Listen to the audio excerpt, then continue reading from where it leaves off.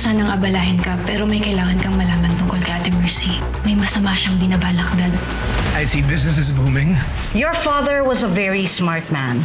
But I'm sure when it comes to business, he would admit mas matinig ako. I'd never expect this. I'm offering you this chance to run this business. Mercy! Ano na naman kalokohan to? Lilipat ka? Ayokong madamay si Fatima. Hindi kayo alis dito. Naintindihan mo ko? You're bad! No, not bad. Ang apo mo, pakawalan mo na kami. Sundan mo sila kung saan sila lilipat. Alamin mo lahat ng mga mangyayari sa kanila. Nobody kills an Aguirre without expecting death in return. Balmores is impossible. I know his fatal weakness, his family. At ang asawa at anak mo ang magpapabagsok kay Benito. Gusto ko rin tumulong para matalo si Ate Mercy. Pwede ka naman dumalaw. Pwede mo na rin bulungan yung apo ko para papabalik na rin natin siya dito.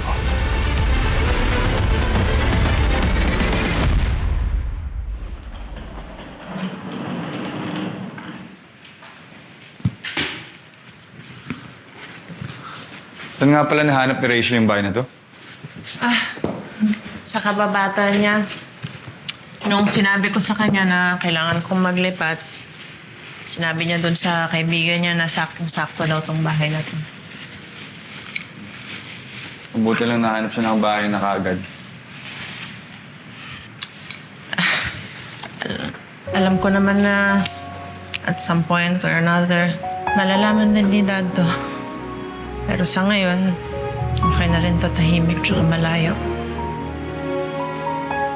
Kaya yan, tulungan na kita dyan.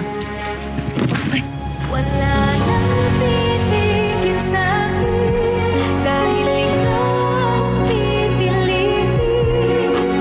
Pag-ibig natin ang magpapasya na tayo'y sa isa't isa. Abra, makinig ka. Papawiin ko sa lahat. Ayun sa'yo, Abra. No one refuses the judge. Ewan ko na. Pagkasing gagamitin ko para turugin siya. Papahirapan ng mga makapangyarihan lalo pag nasa baba kanila para kalang langgang madali na tapakan. Nilahin ka nila hanggang mawala ng pag-asa at makakapitan. Ganto na ba ang kapalaran ng bawat isa? Sa uli, gustong mangarap hindi para sa sarili, kundi para sa iba. Kahit mahirapan na gawin sa lipunan, puro sabihin, pinipilit ko pa rin naabuti. Alam ko na madaming pagsubok ang dadaan, kahit kakamatayan man sa atin nakapay. Kaya di ka mababayaan, ipaglalaban, hahawakan ang kamay. Ako'y maninindigan para sa lahat. Kaya ko na ang hustisya ay makilang. Ako'y susuko sa lahat, kahit na mahal. Ako'y susuko, papaluin ng mapili. Ipaglalaban kita hanggang sa muli.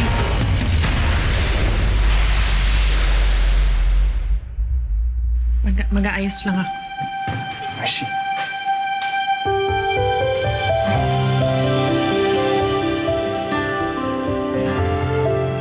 Alam kong napakahirap yung pinagdadaanan mo ngayon. Gusto ko lang malaman mo na nandito ako. Hindi ako aalis. Nandito lang ako para sa inyo ni Fatima.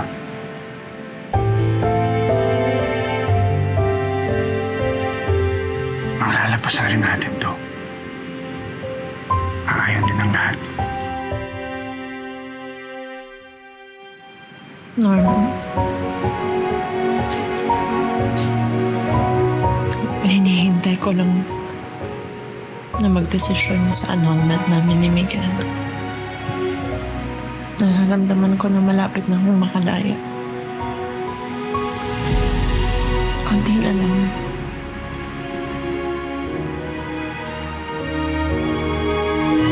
Sabay tayong maglalakbay, malayo sa ating mundo.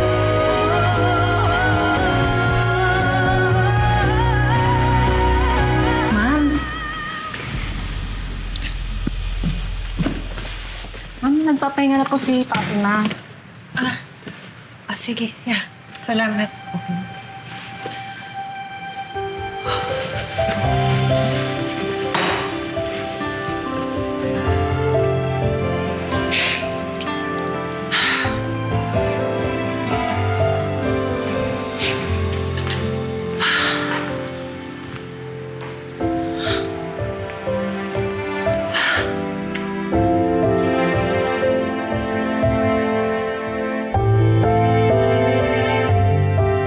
Problema ba?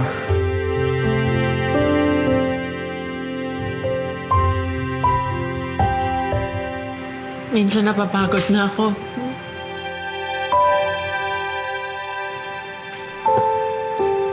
Sa lahat ng laban na kailangan kong harapin, pakiramdam ko mag-isa lang ako.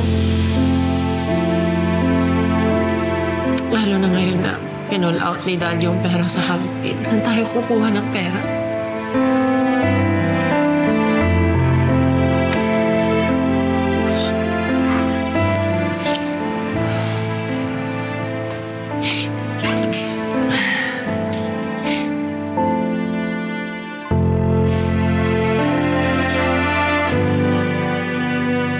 Hindi ka na mag-iisa.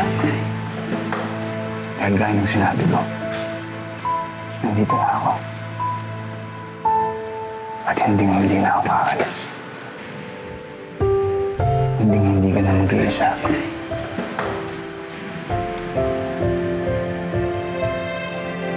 Salamat. Salamat, Tom.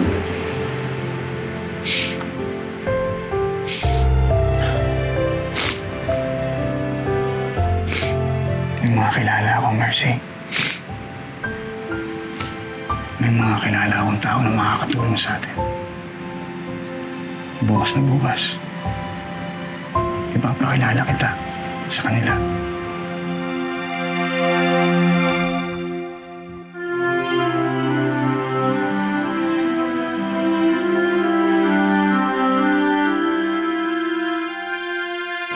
Did you sleep well, anak? Yes, Mommy. I like my new bed better. Very good. See? Nilutuan pa ni Yaya Yoli ng favorite kong nuggets. What do you say? Thank you po, Yaya. You're welcome. Kain na. Tita Abra? Dito ka na rin po ba titira? Sa ngayon, ako na magbabantay sa inyo ng nanay mo. Okay lang ba yan? Okay.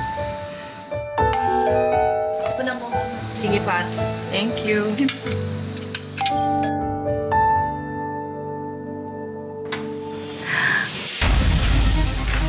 Hello! Good morning, everyone! Hi, Tita!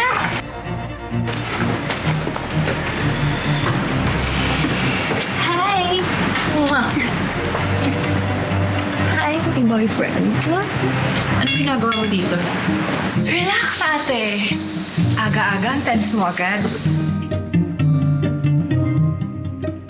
Hello? May dala akong gifts for you. Wow! Thank you po, Tita! Alam mo, mas maraming toys doon sa bahay ni Lolo Benito mo. You wanna come home with me?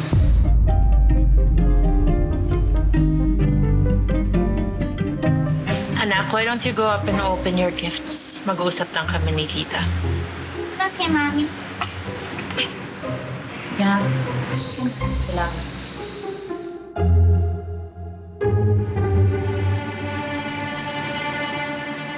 Bakit ka ba talaga nandito? Anong inutos sa'yo ni Dad? Ay, ito naman si ate, ang daming tanong. Bakit bumisita ako, si Dad na agad ang may utos? Hindi ba pwedeng na-miss ko lang yung pamangkin ko? At syempre, miss na miss ko na rin yung boyfriend ko.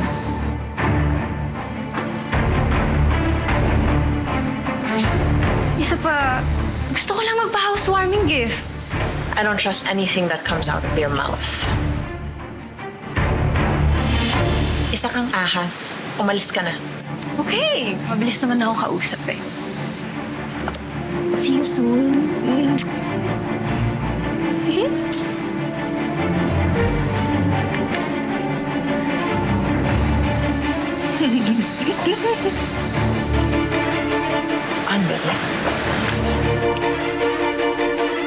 Panahon na para makilala mo yung mga taong tutulong sa atin sa labang to.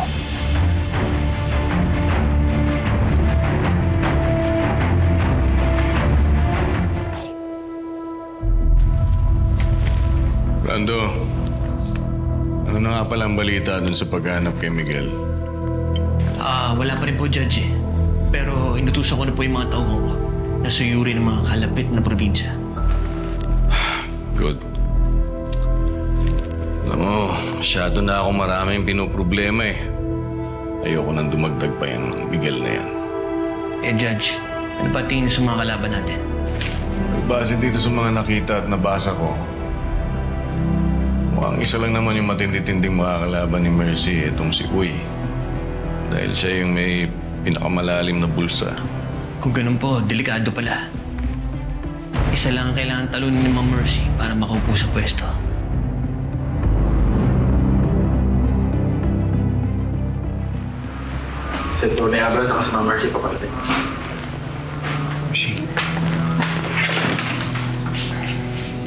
Mercy. Pinagkakatiwalaan ko ng buhay ko yung mga tao to. Matagal na nila akong tinutulungan sa misyon natin. Ang Patago, syempre. Lahat sila nakaranas ng impyerno dahil kay Judge. Kaya makakasiguro ka, natutulungan ka nila ng buong loob sa laban mo bilang gobernador ng Rosario.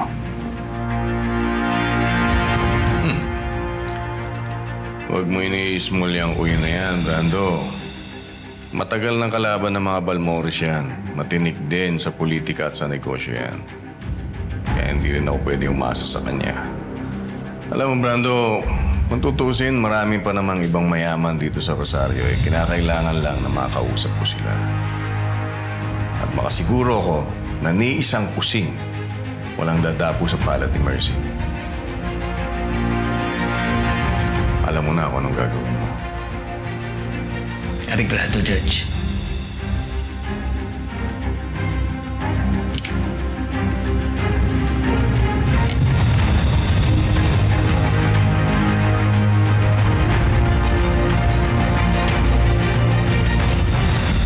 Si Obet, yung totoong pangalan niya. Sa labas siya si Owen.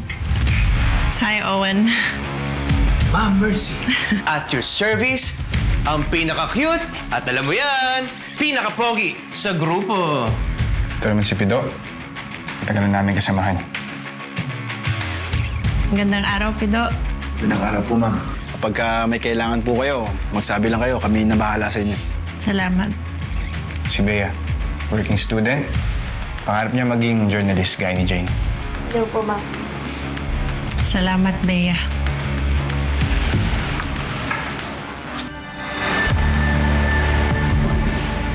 Nga pala, kilala mo na siguro si Tom.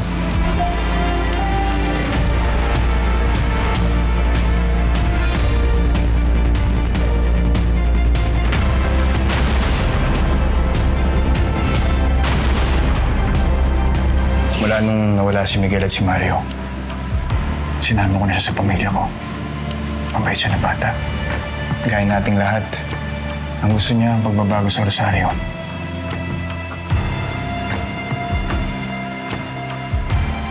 Pasensya na kayo sa lahat, ate. Kay kuya, sa anak mo, at sa iba pa. Huwag kang mailang sa akin, Tom. Wala kang kasalanan. Kung ano man yung nagawa ng kuya mo o tatay mo, sa kanila na yun, ha? Salamat, ate. Actually, nakwento na lahat ni Atty. Sigurado ako, umikot yung tumbong ni Judge Benito. Umalis kayo, di ba? Naasahan ko naman yun. Kinailangan kong gawin yun para sa safety ni Fatima. At saka hindi ako makakapagplano kung doon lang ako sa bahay. Kakalabanin natin siya. Tama naman yung naging desisyon mo, Mercy. Nga pala, si Jane. Kanina nandyan lang yun eh. Ay, yun. Jake.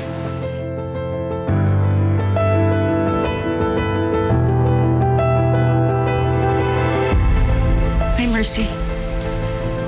Di ba ikaw ang communication manager ni Miguel? Magkakilala pala kayo ni Attorney Espiritu? Tagal na kami magkakilala. Tsaka nag-undercover siya kay Miguel para makalapit kay Judge noon. Nawalan siya ng ama dahil sa tatay mo.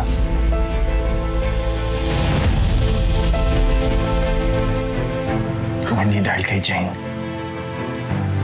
lahat ng to, hindi tatakbo na maayos.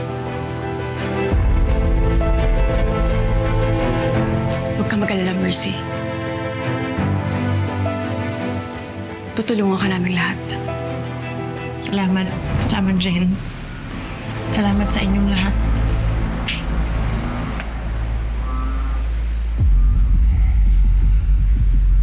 May problema na kagad tayo. Dahil hindi na susuportahan ni Judge ang kampanya ni Mercy. Mahihirapan tayo pagdating sa mga gastusin natin.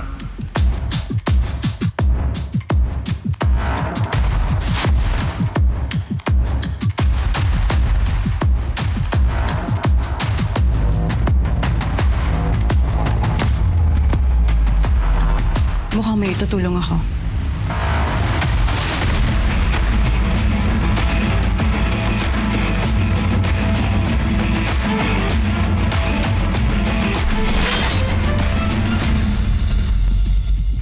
Ako'y manindigan para sa lahat. Kahit na alam mo na hustisya ay mailap. Hindi mo pipigilan, di titigilan. Kilala mo. Nung nalaman kong puputulin ni Balmores ang funding sa kampanya ni Mercy, hindi ako tumigil sa paghanap ng solusyon. Emilio Sampaga. Gusto niyang pabagsakin ng tatay mo. Kailangan natin siyang makuha. Tungkol ba to sa mga kaso ni Miguel? Tungkol po sa akin. I'll stop you right there, Miss Balmores. Mamamatay muna ako bago ko tulungan ni Isang Balmores. Hindi ikaw ang tatay mo. At lahat kami na nandito, naniniwala sa'yo. Si Balmores, hindi natin siya pwedeng atakihin ng rektahan. Kailangan pakilalim. When he least expects it. Nasa eleksyon ang buong atensyon ni Benito. Yon ang sasamantalahin natin. Lahat ng tauhan ko at mga armas pwede mong gamitin. You have my full support.